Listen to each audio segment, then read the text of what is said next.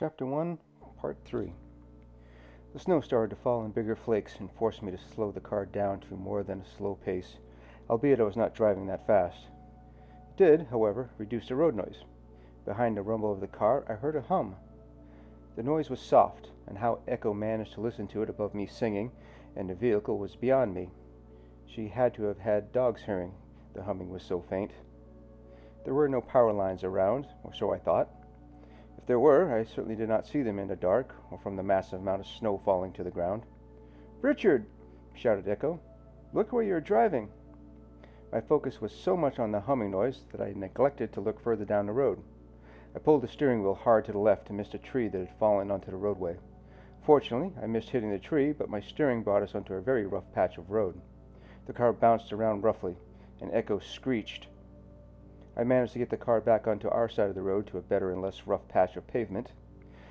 Stopping the vehicle would have been a good idea had the weather been better, but I didn't want to get stuck, and I was now curious to find out what was making a faint humming noise. "Sorry," I said. "I was too focused on the humming noise. What do you think it was? Because I don't hear it now." "You're right, it's gone," said Echo, as she sat straighter in the seat and peered out the window. "I have no idea what would make that noise out here in the middle of nowhere." The snow squall seemed to have ended, and the snowflakes were becoming less and less as I drove down the road.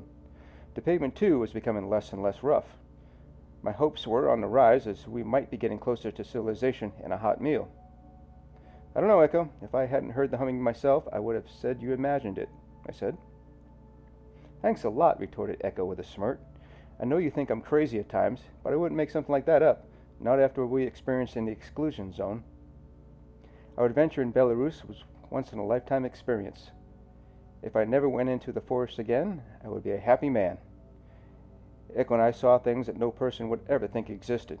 Officially, as well, what happened to us in the exclusion zone never happened. Now, if I'm going to tell my memory, what I experienced was not real."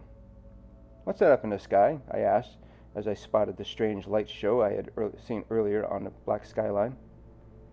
It loomed even more prominent in the windscreen the closer we got to the city. "It looks like a thunderstorm," replied Echo.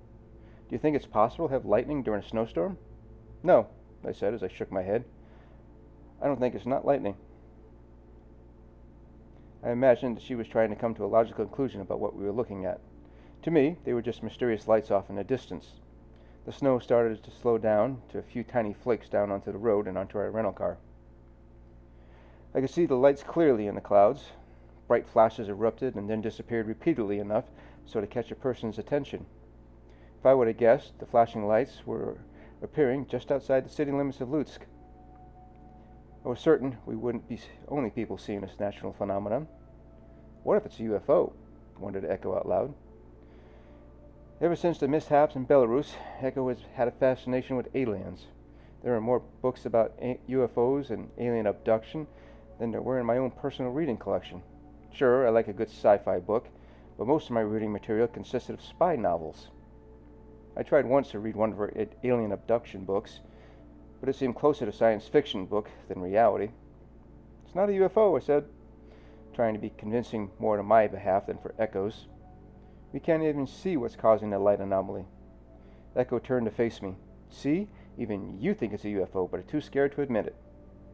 "After what we experienced in the Belarusian forest," I said, "I can't believe you'd want to see another alien.